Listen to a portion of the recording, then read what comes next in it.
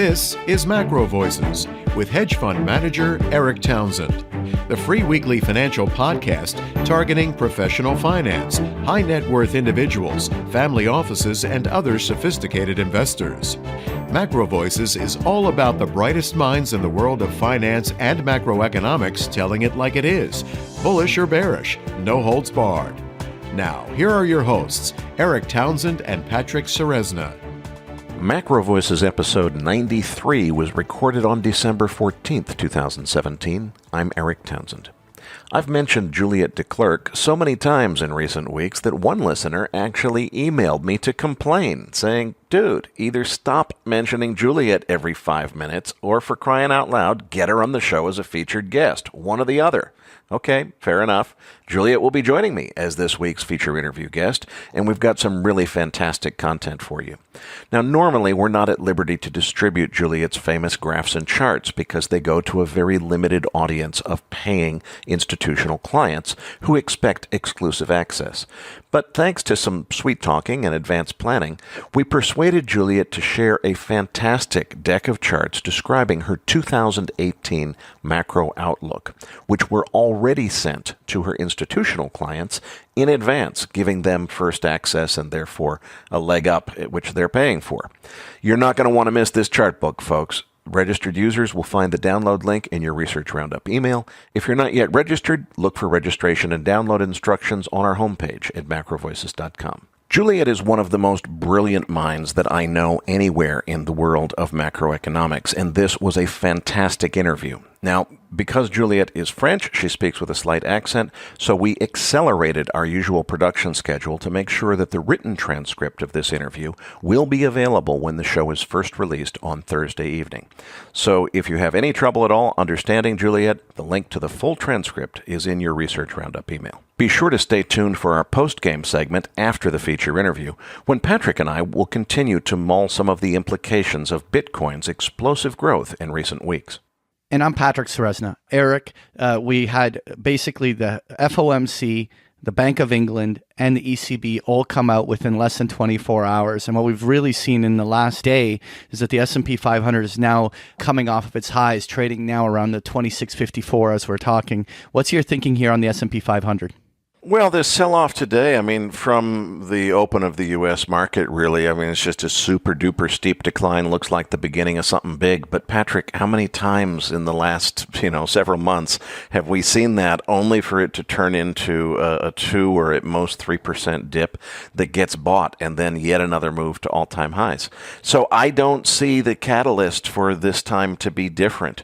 I do think the market's ridiculously overvalued, but it has been for a long time, and it seems to me like it's set to continue.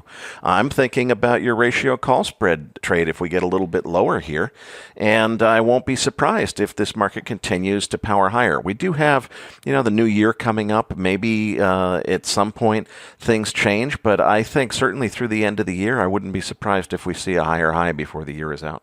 All right. Well, when we get to that U.S. dollar index, this is really where all the news is, because within about 4 hours after, the U.S. dollar was down pretty good. We had some heavy selling. The dollar index traded down just to almost to the bottom of the 93 handle. What's your thinking here in the dollar index? Well, I am increasingly convinced that this is the question of our time. This is the most important thing to get your head around, is where is the dollar headed? And frankly, jury's still out. This entire interview with Juliette is going to be focused on various different aspects of that question, and we'll come back to it at the end. And then, of course, we've got our year-end show coming up with Luke Groman, Mark Yusko, and Jeff Snyder, where we're going to talk about the dollar endgame. That's not a prediction that the sky is falling, but rather we're going to take a level-headed examination of what it will take for the U.S. dollar to eventually be replaced as the global reserve currency with something else, and who's trying to make that happen around the world. But for now, I'm trying to listen to as many expert views as I can. I had been of that view that we were set to see a resumption of the secular bullish move in the U.S. dollar. I still see that argument, but, it's not based on thinking thinking that everything is rosy in the U.S. economy. It's really just that the rest of the world is in worse shape. And I think particularly in a crisis situation, if we had another financial crisis, the flight to safety is not going to be into European or even Japanese sovereigns. It's going to be into U.S. treasuries. So I think that there are things that could strengthen the dollar in the longer term, but as far as the intermediate term, I really don't know yet. And I am very much looking forward to this interview with Juliette as well as what we have planned for the rest of the year. All right, well, let's move on to crude oil. Now, literally over the last month, every time crude oil has approached this kind of upper 58 to 59 level, it seems to act like a very heavy overhead resistance.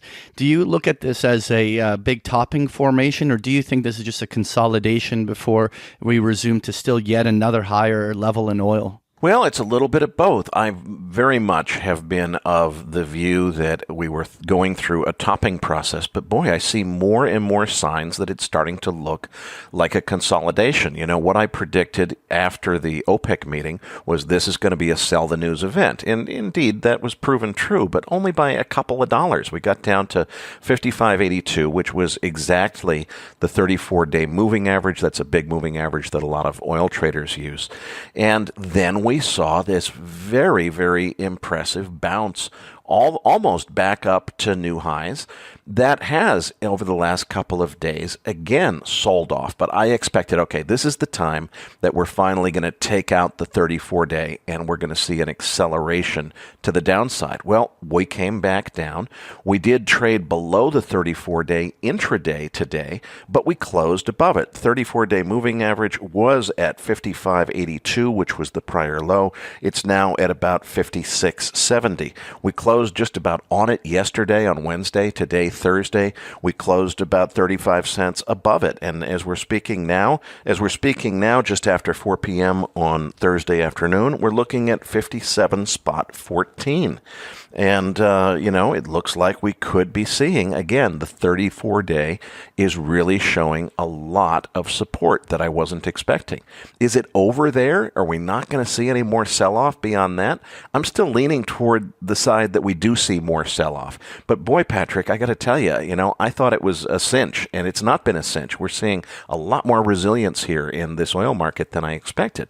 Let's go ahead and dive into inventory. Crude oil drawing down 5.1 million barrels nationally, 3.3 million barrels being drawn down out of Cushing, Oklahoma. Now, that's a huge, huge weekly draw for Cushing, Oklahoma. But keep in mind, we had the Keystone Pipeline spill. That pipeline is now being repaired and back up in full operation. But I think that last week's drawdown was a result of while the outage was still in existence. Well, those are both really big drawdown numbers. You'd expect that to be very bullish for crude oil.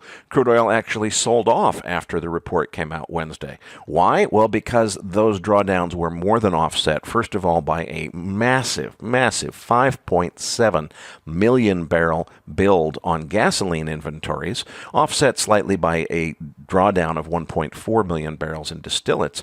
But again, we're looking at another, 73,000 barrel rise to 9.78 million barrels of U.S. production. So we keep just going to new highs in U.S. production. And the reason for that, and I think it's finally hitting people's radar screens, is there's been a massive amount of hedging that's going to lead to more shale production. Rig count is up, and there's a lot of conflicting signals, though. We'll see if we get below 55.82, the prior low. We did get intraday below the 34-day moving average today, but we closed above it. There's definitely been some bullish news flow, though, here, Patrick. Mr. Trump's actions on recognizing Jerusalem has caused a lot of concern about war risk in the Middle East. And then the Forties pipeline is a really big deal. This is a pipeline system. The leak that was found is in Scotland.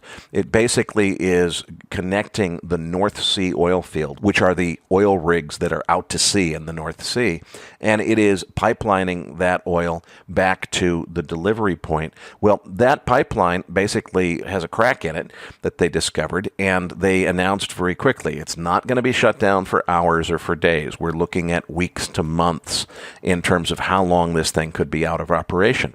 That takes about 450,000 barrels per day offline. And I'll come back to that because I think there's some interesting implications that could come out of it.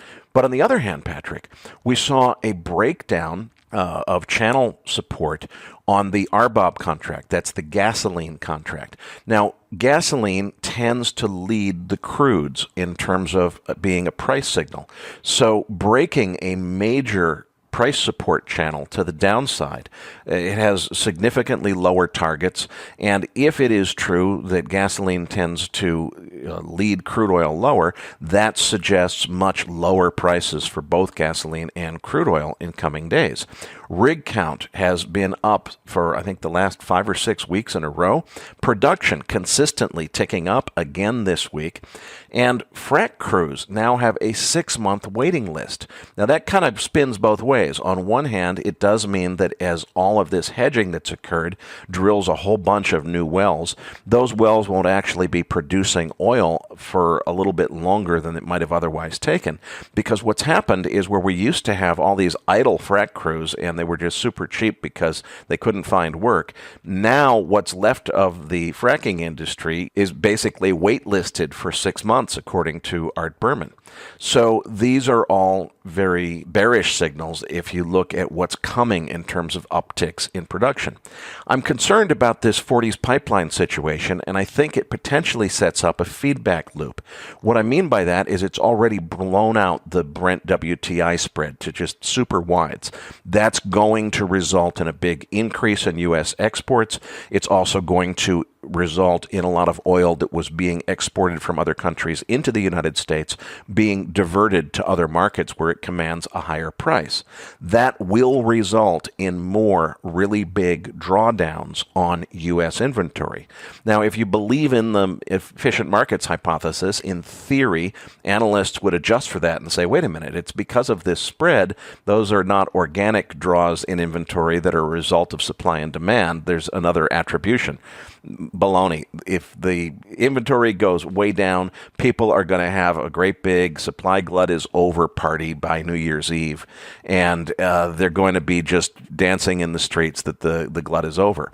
It's not really over, I don't think. I think we have a really big U.S. production surge that's coming. But what I've started to realize, Patrick, is my mental model of this is I've always said we're headed towards much, much higher oil prices after the glut clears.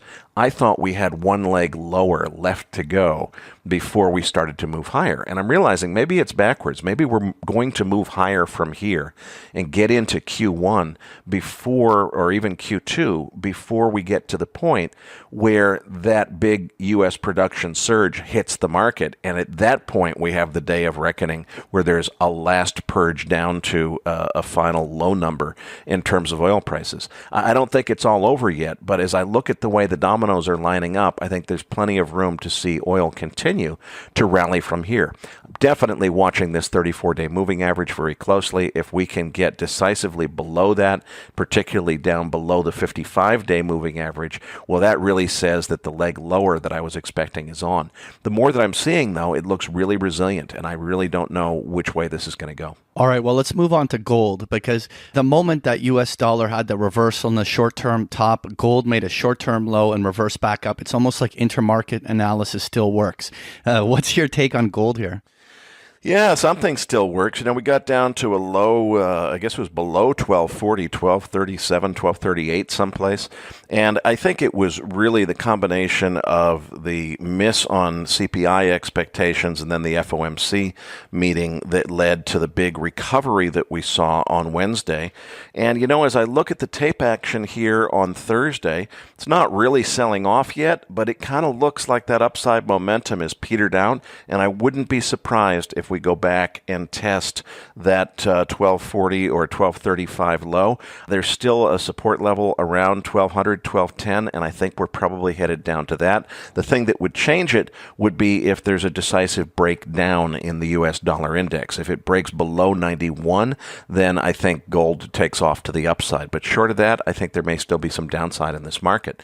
Another thing that maybe we can come back to in our post-game segment is a lot of people are starting to talk about the question of whether or not Bitcoin is competing with gold for investor demand. And I think that may be playing a role, although it's hard to quantify. Why don't we save that for the post-game segment? All right, well, let's move on to the 10-year Treasury yields because it's, again, surprising. We have a rate hike, but surprisingly, yields drop, not only on the 10-year, but on the 30-year. So, right now on the 10-year, we're at 235, coming off of a 240 level just earlier yesterday. What's your thinking here on interest rates? Yeah, we know we're 240 yesterday, but last week when we taped the show, we were at 237. Now we're down all of 2 basis points. What is fascinating me is we're really just treading water without any clear direction or trend at a time when so much is happening in terms of news flow that you would think would be affecting this.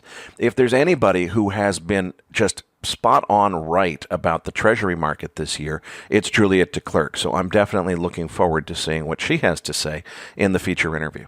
Well, thanks for the summary, Erik. Now, for this week's featured interview, JDI Research founder Juliette Declercq will be joining us. We encourage you to download the chart book and the full transcript to follow along during the interview. The link was included in your Research Roundup email. Erik's interview with Juliette is coming up as Macro Voices continues right here at MacroVoices.com.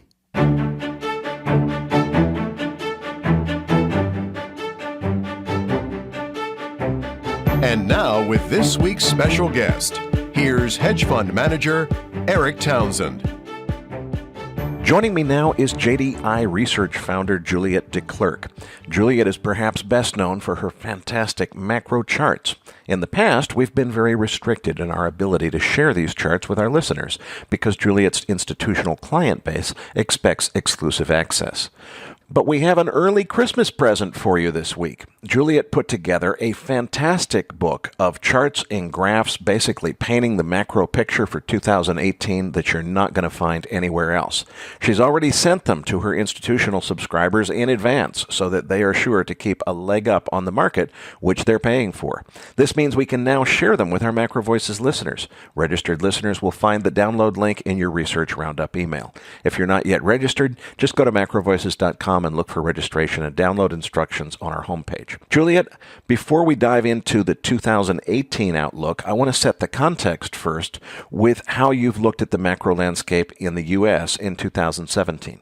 That's a very good question, because one thing I would like to reiterate before I delve into my 2018 outlook in broad lines is that the low U.S. growth potential is not going away, however loud Trump will be in stating the contrary. Let's start on chart 1 in my 2018 chart pack. Irrespective of other considerations, the one reason to call the US economy late in the cycle is the fact that it is nearing full employment. Of course, full employment is a blessing at the moment, but it will soon become a curse.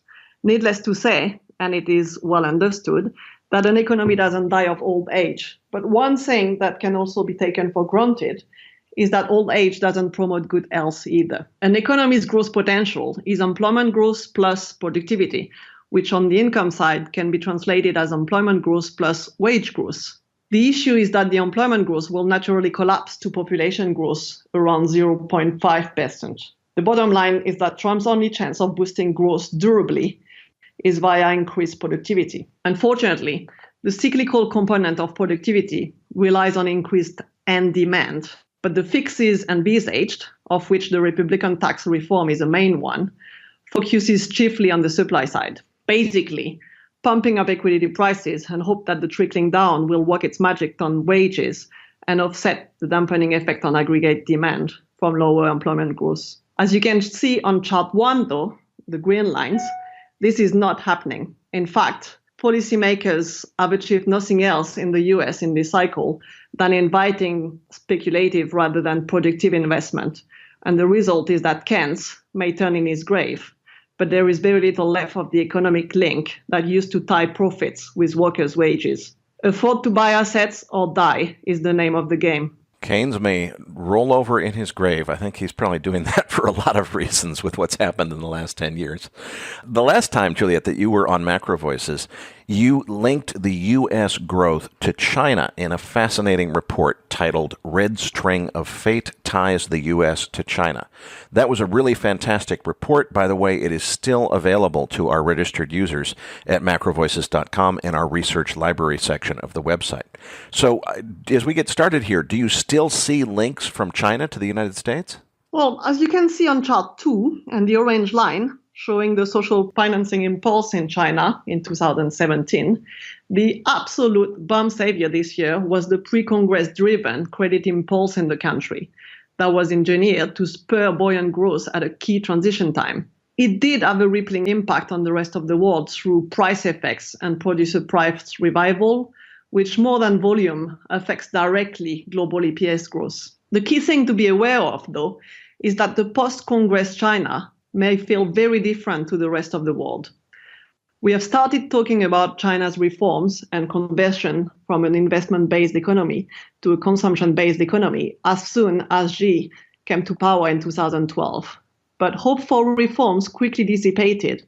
And in fact, Xi spent most of his first term consolidating the party's credibility via a clampdown on corruption and also his own authority inside the party. But this has now been a success. And in his second term, Xi Jinping is now expected to use his greatly increased political capital to focus on long-term growth sustainability. This is to achieve his ultimate goal, China becoming the first economic superpower worldwide. The crux of the matter, though, is that long-term growth sustainability means deleveraging. In the past, every Congress has led to a moderation in the credit impulse.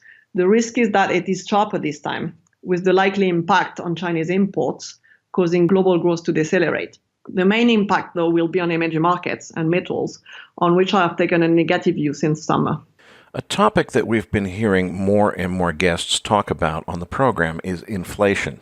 For a long time, everyone said no sign of inflation anywhere, but suddenly we're starting to hear more guests predict the return of inflation. Something else that I've noticed is that different analysts use different definitions of what they mean by the word inflation. So why don't we start with there? How do you define inflation to start with, and what do you see on the horizon? A naive inflation definition is that demand pull inflation raises when aggregate demand in an economy outpaces aggregate supply. The economy slides along the so-called Phillips curve, employment and wage growth shoot up, and eventually we get to a point where too much money is just spent chasing too few goods. In fact, decades of data show that the changes in core CPI correlate very well with a lag of a bit more than 12 months, with phases of acceleration and deceleration in demand. And this can be observed on chart 12 in my presentation. Demand, in fact, used to correlate very strongly with the short lag with ISM. The issue there, as I touched in your first question, is the growing disconnect between Main Street and Wall Street. Money is accumulated on corporate balance sheet with little incentive to invest in the real economy. And that's because of moribund demand trends. The bottom line is that the money is spent chasing too few assets instead of too few goods, and that means very little real inflation. As an aside, I'd like to add that I see Bitcoin as a symptom of this dynamic, where a long cycle necessarily means lower value, spread compression across the whole spectrum of asset class, and the urge to move towards new perceived value and volatility. But let's come back on inflation. On the wage side, we basically have small businesses that are actually not doing terribly well. And on the chart 10, I used Russell's EPS growth to demonstrate this. I'm using Russell earnings rather than SPX earnings because it is less affected by the weakening dollar trend in 2017. On the second part, you've got earnings growth, which does not really need to be reflected into real income gains for the masses. That's because of new technologies. And the last I was reading on this, just as an example in your area of expertise, Erik, is the advent of the Iron Roughneck robot in the oil and gas industry. Apparently, where 20 people were previously needed to do one task, it now requires 5. This is not even accounting for the fact that those jobs lost to automation get replaced by lower paid service to people jobs. If you add to this the fact that internet and globalization have allowed a strong winner-take-all dynamic to emerge whereby only the strongest and biggest multinationals survive and wipe down the smaller local competition. You literally have to be at the top of the skills pyramid to make it in this cycle. And that's partly where growing inequalities and the divide between Wall Street and Main Street comes from. Irrespective of political concerns, this is big in my macro space. I think Ford was very prescient when he realized at the beginning of the 20th century that mass production can only work in tandem with mass consumption. And it is a true conundrum to see this completely forgotten today. In fact, It may cause the fall of capitalism as we know it, and it is surely a great threat to Trump's re-election as the truth comes unveiled before 2020. For now, though, the bottom line is that inflation is unlikely to surprise positively. And we actually got 30 minutes ago the last CPI number, which was completely in line with my thinking. Okay, so how do you extrapolate a strategy from this macro landscape? Well, setting the real economy aside, the so-called Goldilocks scenario of stable growth and low inflation has been a blessing for the stock market.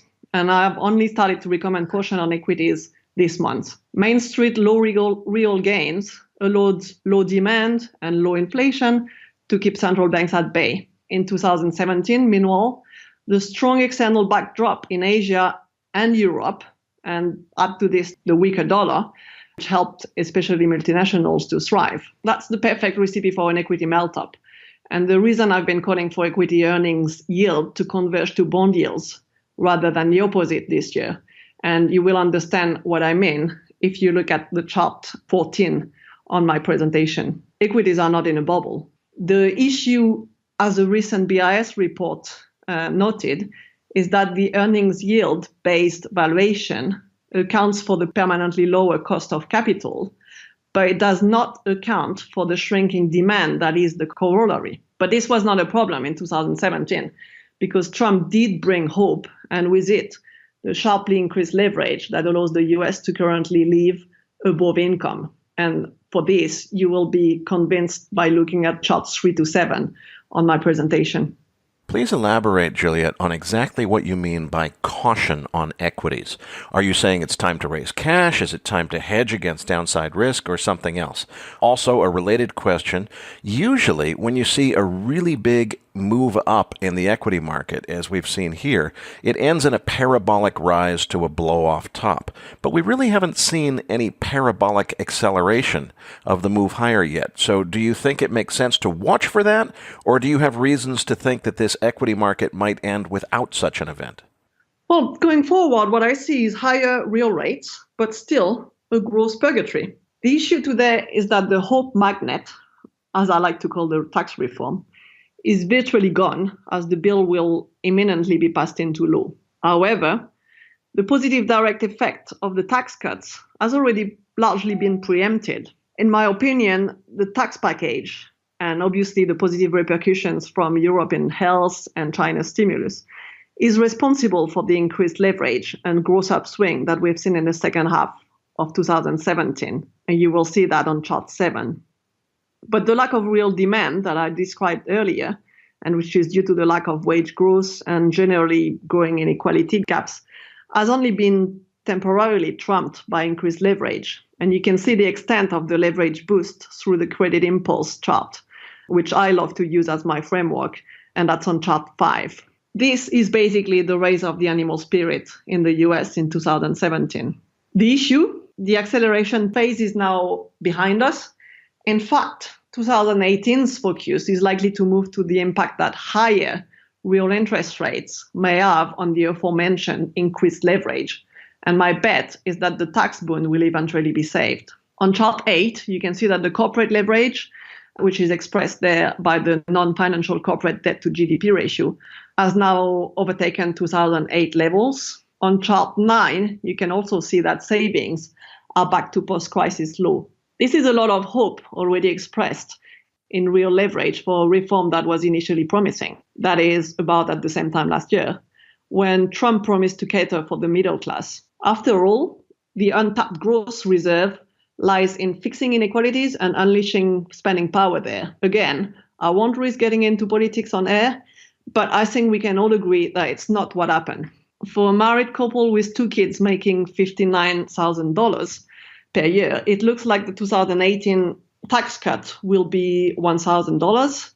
And that, following the House plan, is going to become a $450 tax hike by 2027 and only a $100 tax cut under the Senate's one. If you add to this budget cuts for Medicare and Medicaid, it will soon become evident, even to the non-expert eye, that resources are being transferred from those with highest propensity to consume to those already cash-rich. So I will conclude on this question by saying that 2017 was the year where real rates were low and the tax cut an animal spirit magnet. 2018 is going to look different though. It is likely to be the year when the tax reform main effect is higher real rates applied on increased leverage. In fact, as GDP growth fails to step up meaningfully, what will pop as a concern is the growing fiscal deficit and public debt implications. The risk is that private savings offset government spending in expectation of more, shall I say,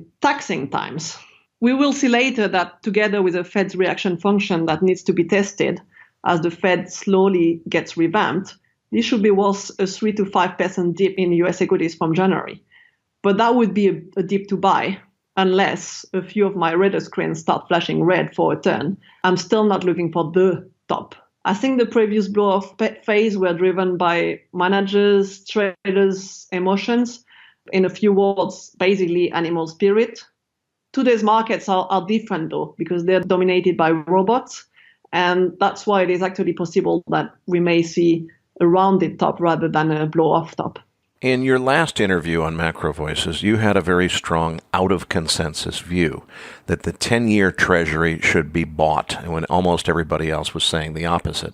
That proved remarkably prescient. I know your clients made a lot of money on that. So give us the update. What happens next? Well, at the beginning of the year, against the consensus strongly geared to higher yields, I warned about inflation and the fact that it was likely to disappoint. And, if you want to understand why, you should look again at the chart 12 in my presentation. Some of MacroVoices listeners will already know about this, but JDI likes to promote clarity of mind. So I'll reiterate it here. Treasury yields can be decomposed between two components, the risk-neutral yield and the term premium. The risk-neutral yield is the expected return from rolling over short maturity T-bills rate over the life of a longer-term bond. The term premium is basically the residual, and it reflects the fear factor. Of course, the million-dollar question is what moves term premium? Many believe in a powerful supply-demand component, and therefore they also expect substantially higher yields in 2018 on lower official demand stemming from a shrinkage of the Fed's balance sheet and also the ECB's balance sheet. The ECB is likely to be second. My framework works differently and focuses mainly on the change in perceived riskiness of long-term securities as a driver of the term premium. This is because a bond yield really should mathematically be the bootstrap of the expected official interest rate pass over the maturity of a bond. Supply-demand concerns are only secondary. The term premium effectively reflects the fear factor around the central scenario. This unique framework has allowed me to largely ignore in 2017 the positive effect on the term premium stemming from lower government purchases as global QE programs slowly fade away in 2018, to focus on the likely deflationary effect of the shrinking global balance sheet. And you will see what I mean if you look on the chart 13 in my chart package.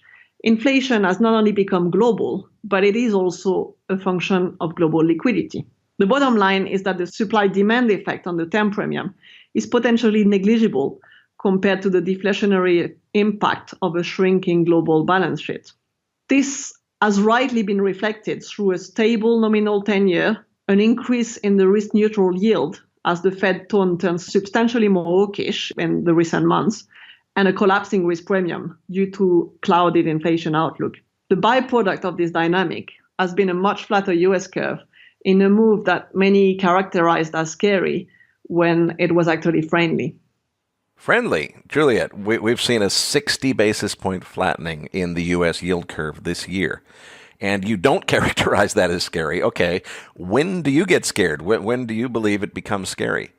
Well, that's a very good question, and I think it should be on any respectable macro trader's radar in 2018. The U.S. yield curve is considered a reliable indicator of future economic prospects. In fact, an inversion of the curve has preceded every post-war U.S. recession.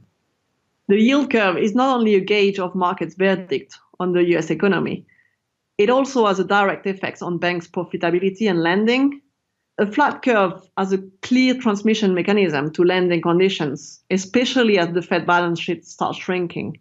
This is because it de-incentivizes holding securities over cash, deteriorating lending standards at a time when higher yields start being a constraint to highly levered capital structures and the growth momentum falters could be the kiss of death for the cycle. Especially, as I said earlier, because the current US upswing relies entirely on increased leverage. Hence, what currently appears to be a US strength will, in due time, turn out to be a crucial weakness. To be sure, though, at 35 basis points, the curve is not inverted yet, and curve flattening itself is a natural symptom of policy normalization rather than an indicator of an imminent downturn. Inversion is actually the trigger for the credit tap to run dry. And for now, the credit tap, as described in the Senior Loan Officer Survey, is very healthy. Having said this, the lack of inflation pressure means that a Fed on a continued autopilot and attempting 4 hikes next year, as per the dots, as opposed to the 2 already discounted, could invert the yield curve as early as 2018, at which point the Fed would have to relent or face pushing the US into a recession in 2019. A lot of people focus on that statistic that the yield curve inversion has preceded every post-war recession. I can't help but notice, though, that the Fed didn't own a sizable piece of the outstanding issue and was not engaged in actively managing Treasury yields in all of those prior post-war recessions. So I tend to fade the yield curve arguments because it seems to me like an apples to oranges comparison when you consider that the Fed is engaged in unprecedented management of the yield curve, which some people would even call manipulation. So, Juliette, do you think that these factors change the significance of a yield curve as a forecasting tool? I don't think the Fed owns enough of the Treasury market to prevent price discovery, as opposed to the ECB, for example, or the BOJ. And I don't think that it changes the fact that Treasuries are mathematically priced on the expectations of future Fed hikes. That's why supply-demand only has a marginal impact on yields or the yield curve in my framework. And that's post-2013, obviously. Also, the Fed owning a sizable piece of the outstanding Treasury does not change the incentive or de-incentive for banks to lend. Hence, I do think that a flat or inverted curve remains a constraint for the Fed, even if Fed chairs have historically loved to pretend that it isn't. Juliette, your report last week, which I was lucky enough to get a peek at, was entitled, How Much is Too Much? Can you tell us a little bit more about this? How will you decide when the Fed has gone too far? Well, the yield decomposition I discussed in your previous question also allows us to observe on chart 15 that the US yield curve flattening has mostly been a function of a lower term premium, which is a risk-friendly dynamic, rather than an actual collapse in the risk-neutral yield, which is a risk-averse dynamic, whereby markets start pricing that the Fed stance has become too restrictive. In a way, the fear of something happening is benign, as it loosens financial conditions at a time when the actual risk remains remote. It is when the risk actually materializes that the risk of much tighter financial conditions become more acute. At that point, the risk-neutral yield will stabilize or even start falling. And this is when you want to start selling high yields and equities. For example, if you take the chart 17, which shows the level of Fed accommodation in blue as the distance between the current real Fed funds deflated by CPIX ex shelter and R star as estimated by Lobach and Williams' model, you will see that in its quest to normalize interest rates despite softening inflation, the Fed has taken an aggressive stance in 2017, and that's mostly due to the lack of inflation. Yet, risk-neutral front-end yields, which you can see in green, have continued climbing, showing no concerns to this date over the much more restrictive stance taken by the Fed in 2017. The most recent communication from the FOMC indicates that the leadership considers the forward level of accommodation, that is, if inflation is assumed to be moving back to target in the time horizon considered, then the Fed stance does not appear overly restrictive and gradual hikes continue to be justified. So if you look at the last thing that Fed Chair Yellen said on 29th of November, she stated that the recent lower readings on inflation likely reflected transitory factors. As these transitory factors fade, she anticipates that inflation will stabilize around 2% over the medium term. Our future Fed chair is actually more hesitant. On 28th of November, future Fed Chair Powell said, "To my surprise, in fact, to all of our surprise, inflation readings started to come in weak. There's a question of whether recent inflation developments are transitory or are there more fundamental things at work here." The bottom line is that the Fed is responsible for the flattening of the yield curve. And it appears, as of now, that it will proceed with its interest rates normalization program, but into a low R-star environment. Hence, continued low inflation means that long-end yields will remain capped. The conclusion is that bouts of curve steepening should continue to be faded. The US yield curve will flatten up to the point where it starts being a strong headwind to a continuation of the cycle in the face of increased leverage and tighter lending standards. Specifically at the moment, I'm looking for 2s5s to steepen back to 40 basis points before recommending flattener again. So how do I know when the Fed has gone too far? In a nutshell, a simple answer to the question of how much is too much necessitates to be on constant front-end curve alert. The Fed has overdone its hand when the flattening of the yield curve reaches the point where it causes the risk-neutral yield to stall or reverse. Historically, this has been concomitant with the 2s5s inversion.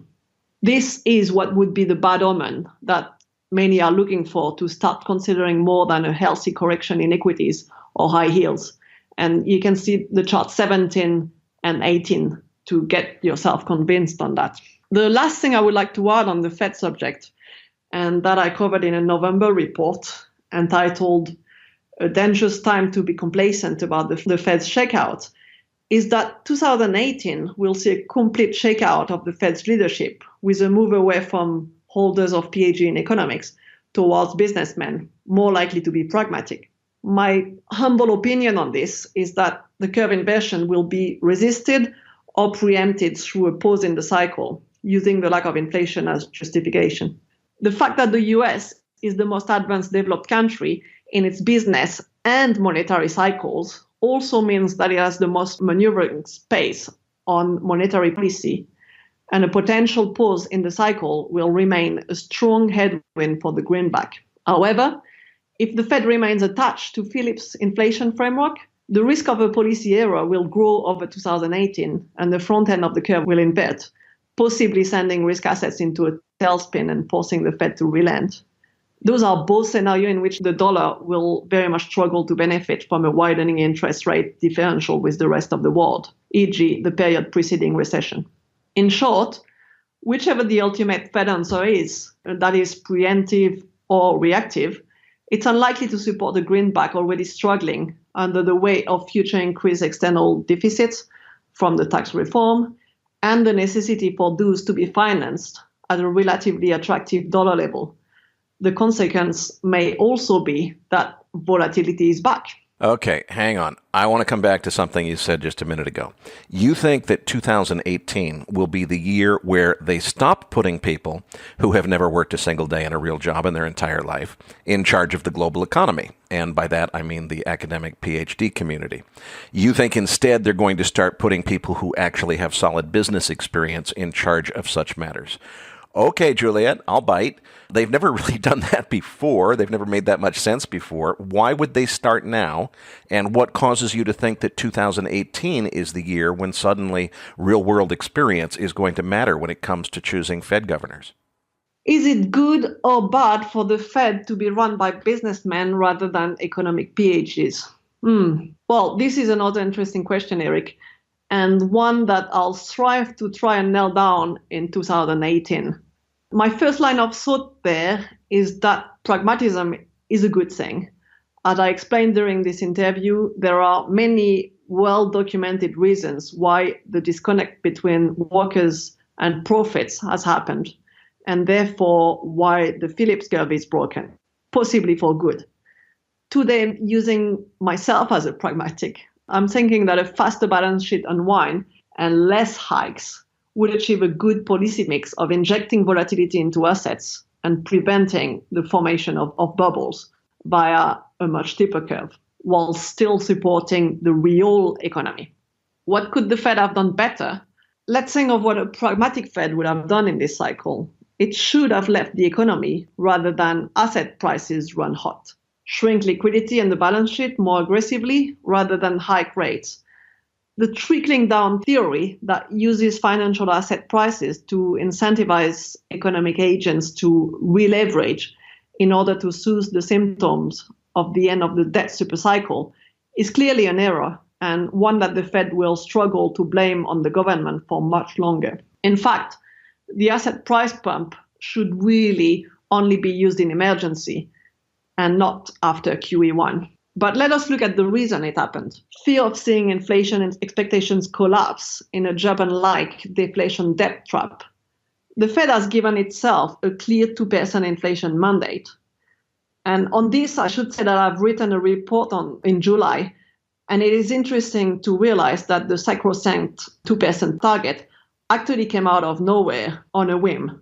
Today's central bank's big issue is trying to achieve an explicit inflation mandate and an implicit growth mandate that are actually not achievable in the mid or long term because of the end of the debt supercycle, demographics, but also, and more importantly, capitalism's fault that continuous growth has its own limits.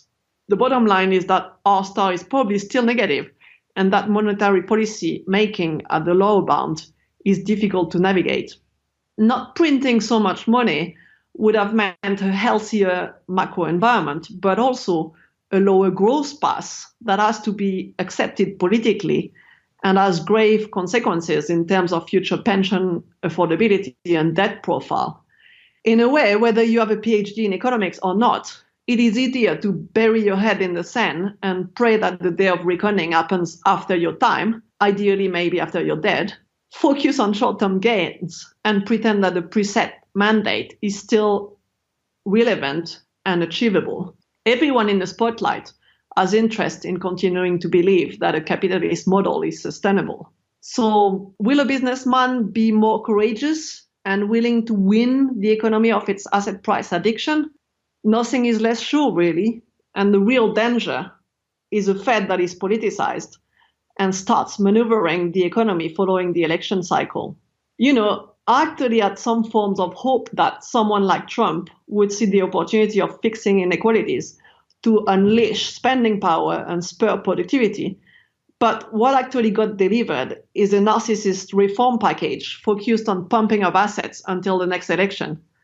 I mean, it's really mind-blowing to see that the tax reform delivers tax cuts now at full employment that are taken away after Trump is hypothetically re-elected. A Fed that is pragmatic and willing to question models, yes, for sure, but especially if the longer-term good can prevail at the expense of some short-term pain, which you will have to agree, Erik, has become a very rare species, even in the corporate world. But a Fed politicized would be a disaster for the United States, although probably a blessing for macro traders, as policy errors would abound. Juliette, you already expressed a bearish view on the U.S. dollar. But since I know that your institutional advisory service is geared primarily toward actionable trading advice in a relatively short time frame, I'd like to better understand the time frame of your view on the dollar. And perhaps to expand on that question, I'd like to get your reaction to a very long-term view that we've begun to hear from a few of our other guests who think that the petrodollar system is failing before our eyes and that the final top may be in for the U.S. dollar against other currencies. And by final top, I really do mean final.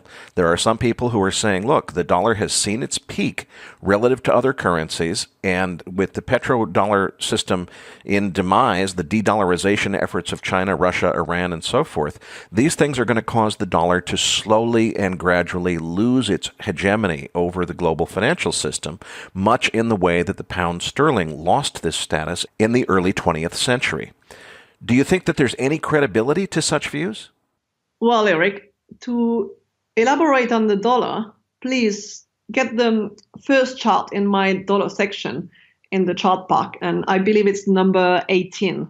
To put it simply, the 2017 dollar weaker trend was a catch down on the 2014-15 overshoot. And I framed the recommendation all year as a convergence trade. Monetary convergence, as the ECB started talking of its own QE exit, and the BOJ effectively ran down the amount of JGB purchase using yield curve targeting as the excuse, and also macro convergence, as the US cycle matured and the rest of the world, especially Europe, caught up.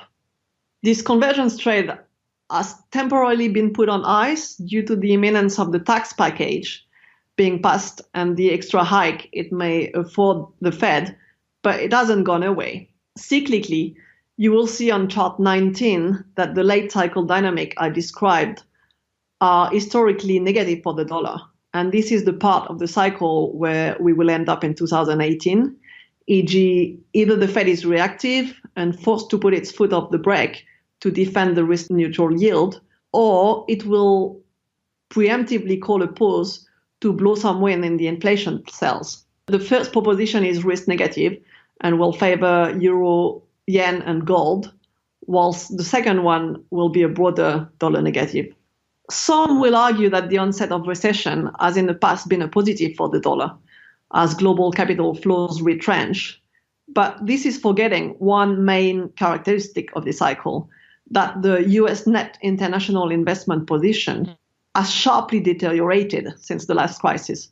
You will see on chart 20 that it has moved from being almost balanced pre-global financial crisis to more than 40% negative, 40% of GDP negative currently. Let us not forget that in the 60s, 70s, the US was the biggest creditor to the world. Now it's the biggest debtor. Flows have been chasing dollar carry in the most advanced economy in the global business cycle, but opportunities have largely been harvested now and are now melting, in my opinion.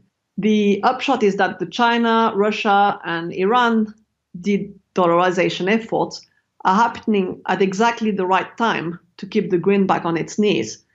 Capital flows to the US have been one way for most of this cycle and are already showing signs of fatigue. The deteriorating debt dynamic will require weaker effects for the deficit to be financed. And last but not least, the GOP's efforts to counter the natural end of the cycle have long lived already. First, the deteriorating debt dynamic will require weaker effects for the deficit to be financed. And last but not least, the GOP's efforts to counter the natural end of the cycle have long lived already and are likely to be dealt a blow by the one-seat majority in Senate following the Dems' victory in Alabama. Finally, I'd like to talk about your institutional advisory service, JDI Research. Now, you're a boutique firm with only a very small number of institutional clients, whom you strive to provide with actionable macro trading ideas. For the benefit of our institutional audience, please describe what your service entails and how our institutional listeners can contact you in order to find out more about it. Erik, indeed, JDI Research is distributed to a limited circle of professional investors committed to dedicate the necessary time to read the reports and digest them. It's a two-way street. JDI Research provides in-depth thought and analysis, and subscribers ensure they understand it so they're able to benefit from future market opportunities.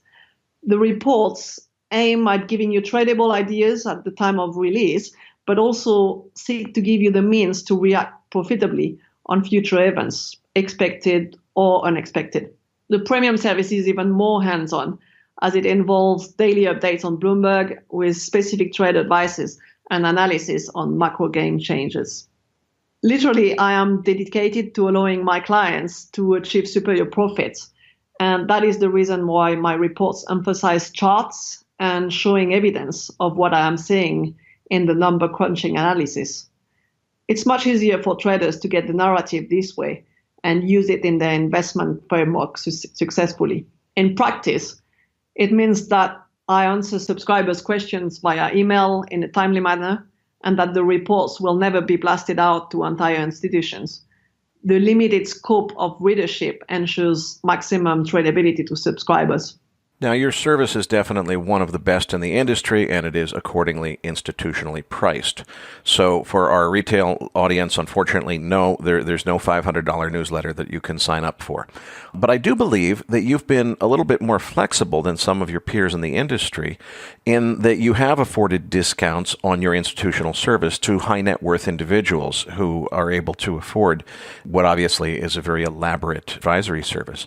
We're still talking now about thousands of dollars per year, not hundreds, but for our high net worth audience and family offices and so forth who can consider such services, please tell us more. And of course, my job here is to always look for a bargain for MacroVoices subscribers. So if there's any possibility of a further discount this holiday season, I'd love to hear about that as well. Indeed, I charge per portfolio manager, which in practice means that anyone taking their investment process seriously should be able to deliver largely enough returns to justify the investment in a JDI partnership. I've really taken a liking to you and MacroVoices and its subscribers as well. And so I'd like to do something I've never done before. That is, give anyone who emails me for a yearly subscription before Christmas, midnight, not only a guarantee to be refunded if unsatisfied after 1 month, but also a meaningful discount on the yearly subscription. My email is juliette.declercq@jdiresearch.com. Please contact me. Now, for people who maybe are not quite ready to step up to the plate yet, is there any way that they could get a sample report to get a sense of what you offer to your subscribers? Okay, so that will be my second offer. I will exceptionally send the next JDI research report to anyone emailing me with interest. And again, my email is juliette.declercq@jdiresearch.com. Well, I get the sense that I've pushed as hard as I can push, so I'll save the third exception to your policy rules for the next interview, and I really hope to get you back on the program soon because you're absolutely brilliant, and I love your charts. Patrick Ceresna and I will be back as MacroVoices continues right here at macrovoices.com.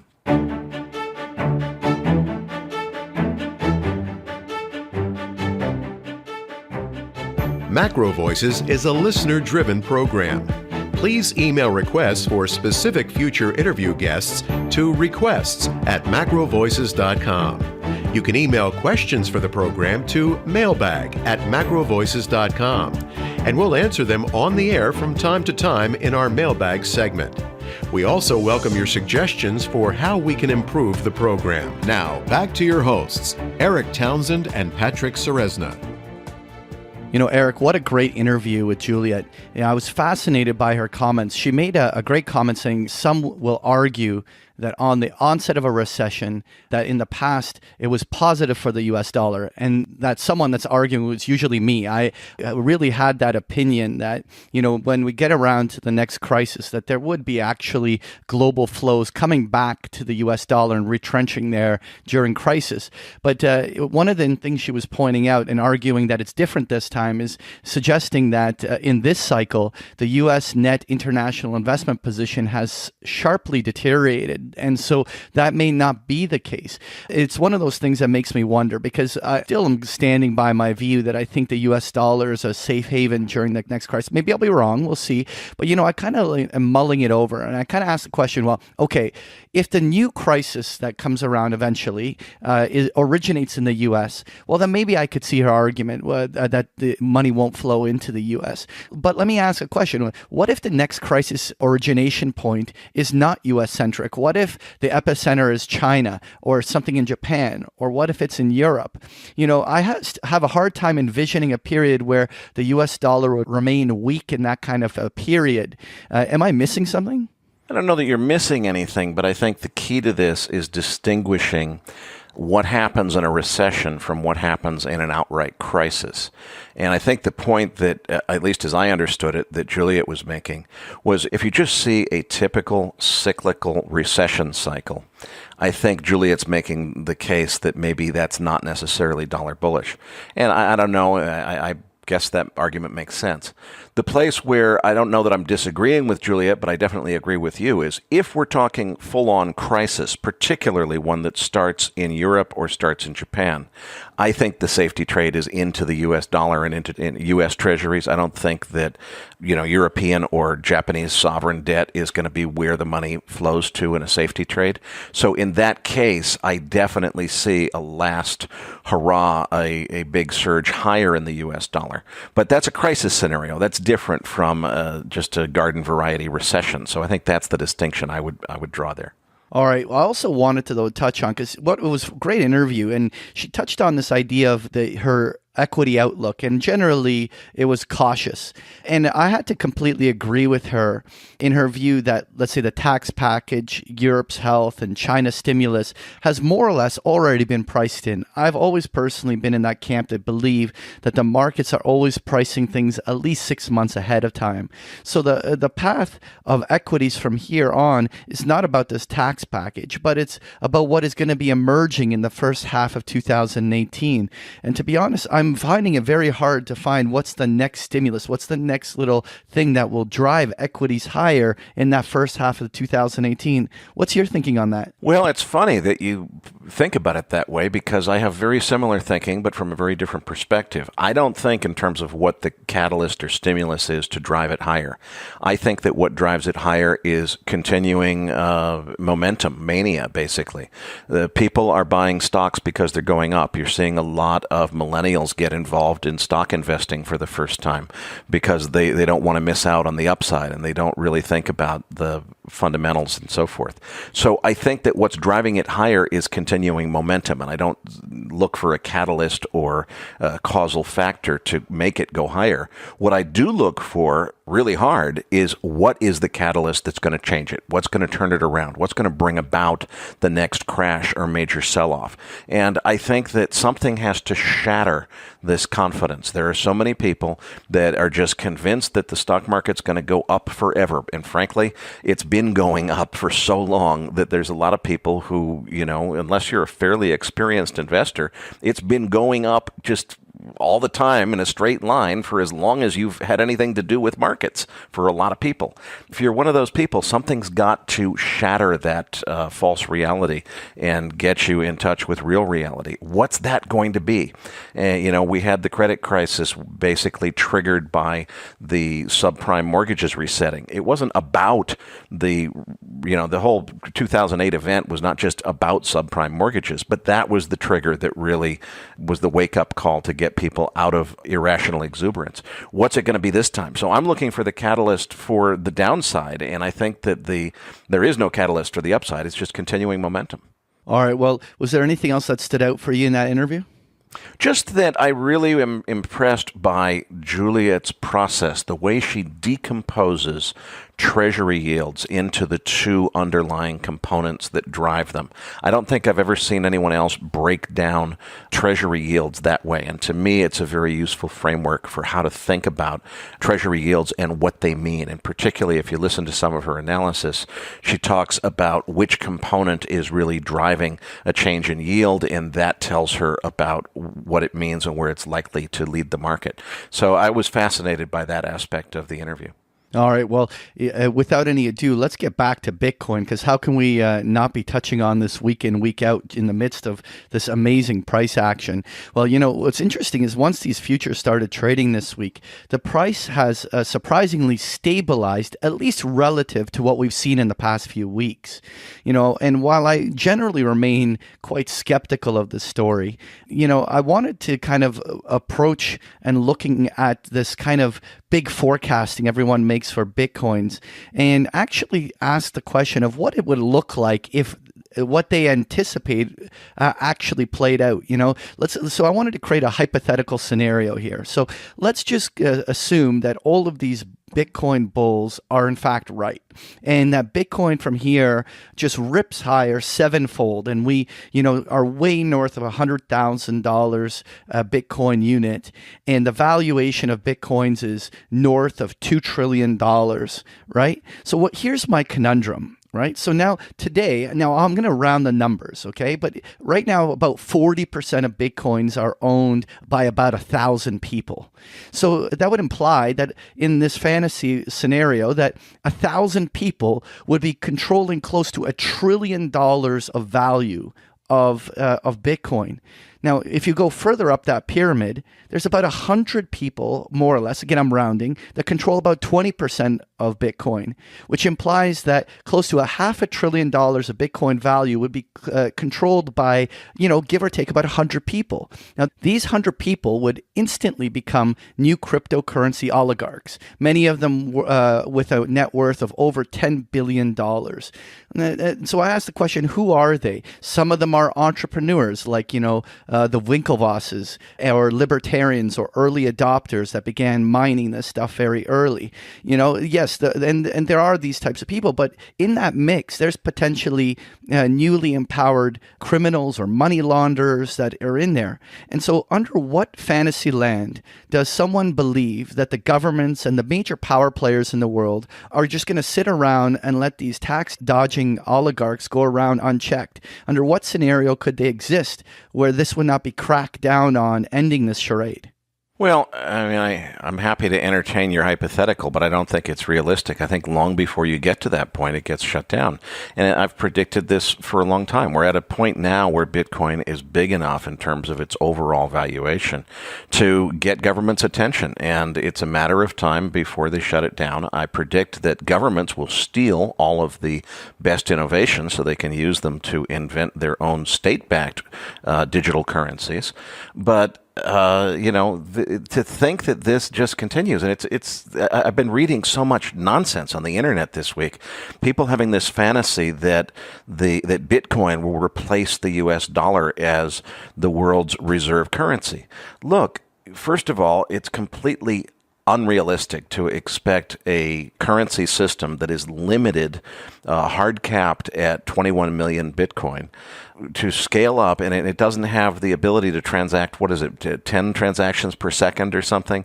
It can't even begin to meet the need for international capital flows to do that. But it's driven, I think, by a pipe dream. The early adopters of Bitcoin have this idea that the concept of cryptocurrency is so cool that it's going to take over the world and they're going to get rich on it. Well, they got a lot of that right.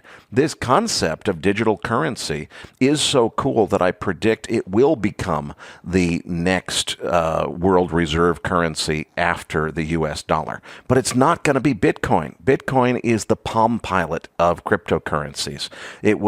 Palm Pilot was the thing. Anybody who had one was just, slicker than shit until the BlackBerry came out. And then the Palm Pilot was just a forgotten relic, and it was all about the BlackBerry. And that lasted a couple of years. And iPhone was not really a profound difference in terms of technology capability beyond BlackBerry.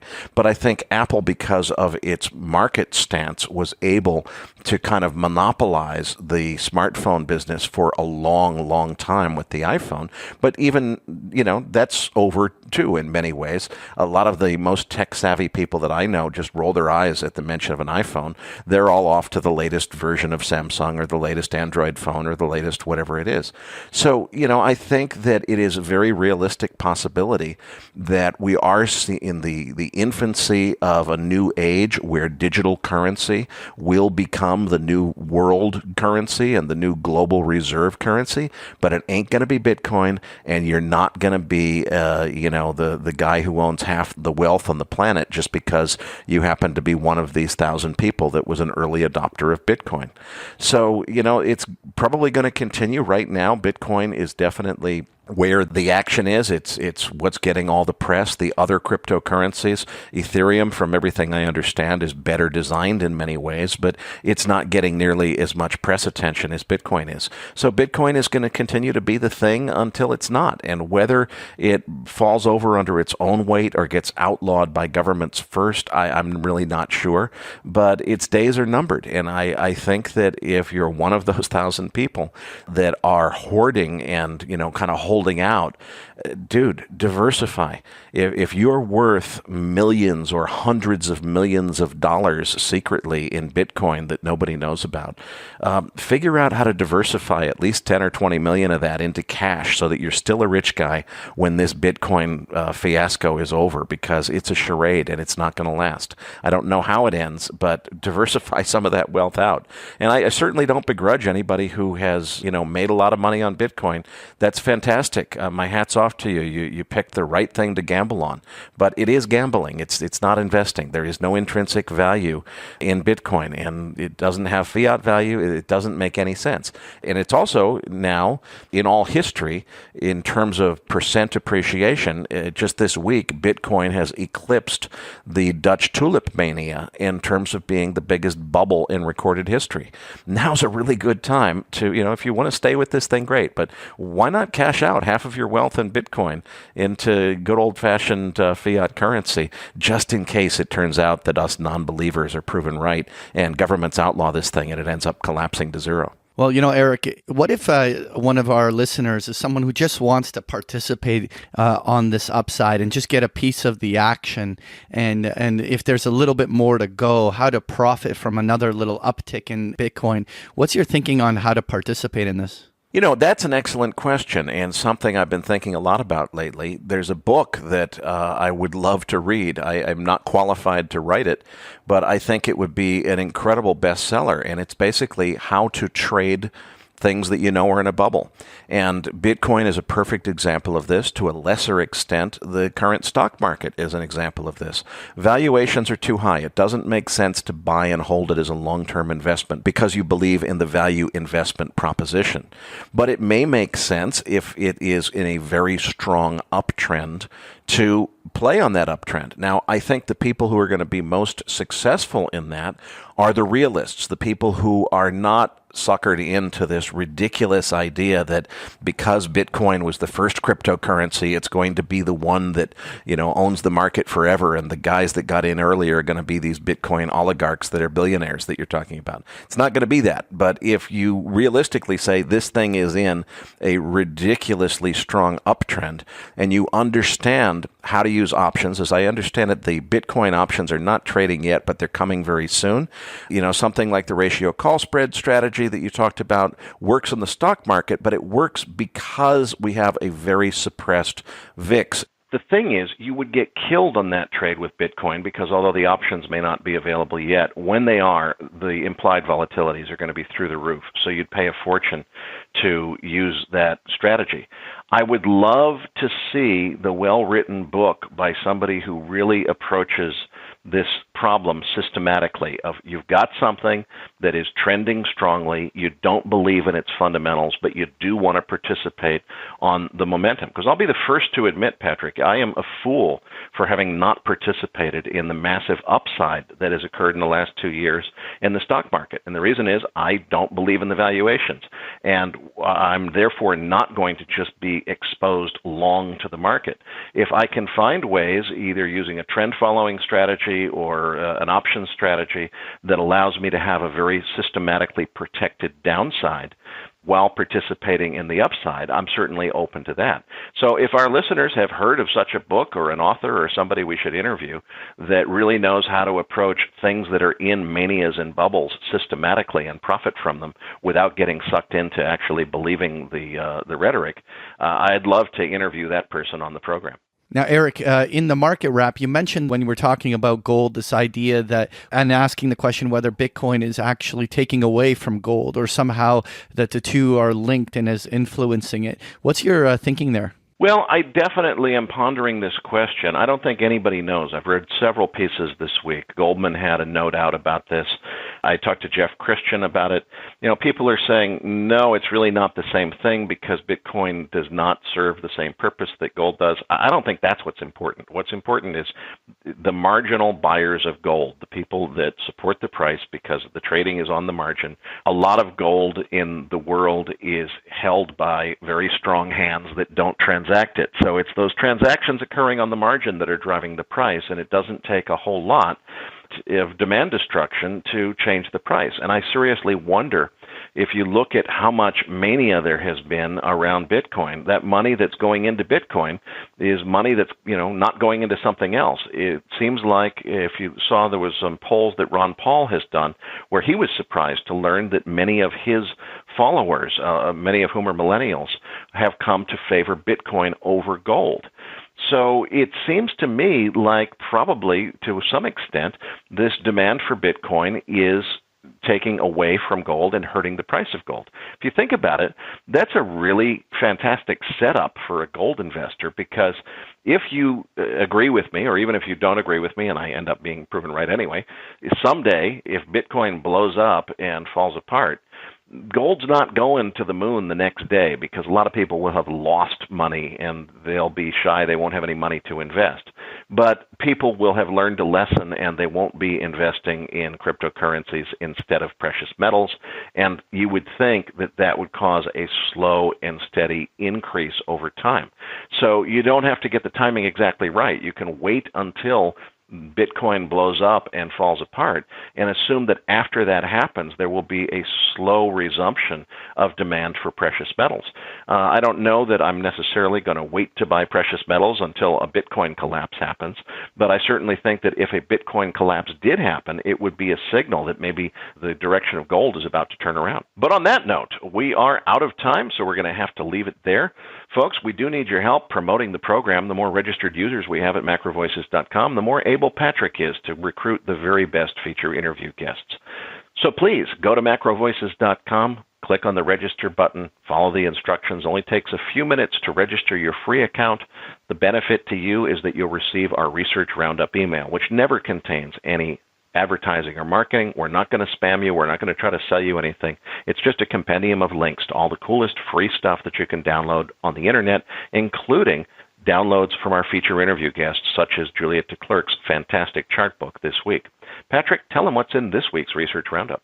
All right. Well, like you were suggesting there, this week you're going to find the transcript for Juliette's interview, as well as that amazing chart book that she put together to follow along during the interview. There's also, if you haven't watched it yet, a link to the CNBC interview with Jeffrey Gundlach discussing the best ideas for 2018, including a short video where he kind of talks about Bitcoin and his views on the bubble itself. There's also a link to a Financial Post article discussing the 5% fall in Canadian home sales as the new mortgage rules kick in. And I find that really interesting, because right here in Canada, they are kicking in new stress testing rules on mortgages. And it's going to be interesting to see how that changes the supply dynamics in the market. Nonetheless, you'll find this and so much more in this week's Research Roundup. So that does it for this week's episode. We appreciate all the feedback and support we get from our listeners, and are always looking for suggestions on how we can make the program even better. Now, for those of our listeners that write or blog about the markets and want to share that content with our listeners, send us an email at researchroundup@macrovoices.com, or tag it with the MVRR hashtag on Twitter, and we'll include it in our weekly distributions. If you have not already, follow our main Twitter account at MacroVoices for all the most recent updates and releases. You can also follow Erik on Twitter at Erik S. Townsend. On behalf of Erik Townsend and myself, thank you for listening, and we'll see you all next week.